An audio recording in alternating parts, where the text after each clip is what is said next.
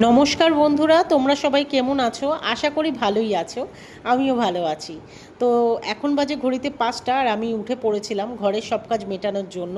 ছেলের গরমের ছুটি পড়ে গিয়েছে, সকালে না উঠলেও হয়, কিন্তু যা গরম বাইরে পড়েছে, যত বেলা বাড়ে তত ঘরের কাজ করতে যেন বেশি আলিস্যি লাগে আর ঘেমে পুরো অস্থির হয়ে যাই।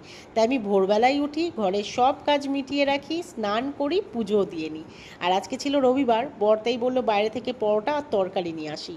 এই পরোটাটা খেতে ভালোই ছিল, বেশ নরম নরম ছিল আর পাতলা পাতলা ছিল, বাট তরকারিটা না একদম অতটা ভালো ছিল না। তো যাই হোক, ব্রেকফাস্ট কমপ্লিট করলাম, করে তারপরে একটু গ্রিন টিও খাচ্ছিলাম। আর আমার না এই জায়গাটায় বসে গ্রিন টি খেতে খুব ভালো লাগে। সামনেই আমার ঠাকুর মন্দিরটা থাকে আর একটা বড় জানালা আছে, ওখান দিয়ে বেশ সুন্দর মিষ্টি মিষ্টি হাওয়া আসে। আর দুপুরের লাঞ্চে আজকে বানিয়ে নিচ্ছিলাম এই কচি চাল কুমড়োটা। চাল কুমড়োটা এত সুন্দর ছিল দেখতে, দেখেই মানে কাটার সময় দেখেই মনটা পুরো ভরে গিয়েছিল। টক ডাল তো আমি আগেই বানিয়ে রেখেছিলাম, আর তার সাথে ছিল পাঁপড় ভাজা। এই পাঁপড় না ভাজলে আমার বাড়িতে কেউ খাবেই না। আর বেগুন আর পটলও ভাজছিলাম। দুদিন হলো বেগুন আর পটলটা এনে রেখেছিলাম, এই দুদিনের মধ্যেই প্রায় শুকিয়ে যাওয়ার মতো। তাই আমি তাড়াতাড়ি করে রান্না করে নিচ্ছিলাম, কারণ মানে সবজি ফেলা তো ভালো না না। আর এত গরম পড়েছে যে ফ্রিজে রাখা জিনিসও না মানে খুব তাড়াতাড়ি শুকিয়ে যাচ্ছে। আর এরপরে আমি চাল কুমড়োটাকেও তৈরি করে নিচ্ছিলাম।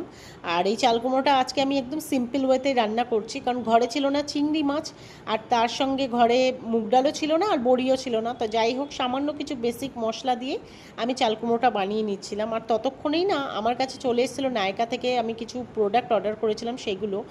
আর আমার স্কিন কি হয়েছে না, কদিন ধরে খুব ডাল হয়ে গিয়েছে। আমার দুটো হাতের মধ্যে না তফাৎ আছে, একটা হাতে ট্যান একটু বেশি আর একটা হাতে কমই ট্যান থাকে। আমি বাইরে যাই না, বাট রান্না করি, তার একটা গ্যাসের জন্য হয়তো বা তাপের জন্য হয়তো আমার এরকম ট্যান পড়ে গিয়েছে, বাট খুব ডাল হয়ে গিয়েছে। আমি রিভিউ দেখলাম কিছু কিছু প্রোডাক্টের, যেমন হচ্ছে বডি ওয়াশের, তারপরে বডি লোশনের, খুব ভালো ছিল। তাই আমি ভাবলাম এগুলো ইউজ করে দেখা যাক। তো তার জন্যই আমি অর্ডার করে দিয়েছিলাম, আর একদিনের মধ্যেই এগুলো ডেলিভার হয়ে গিয়েছে।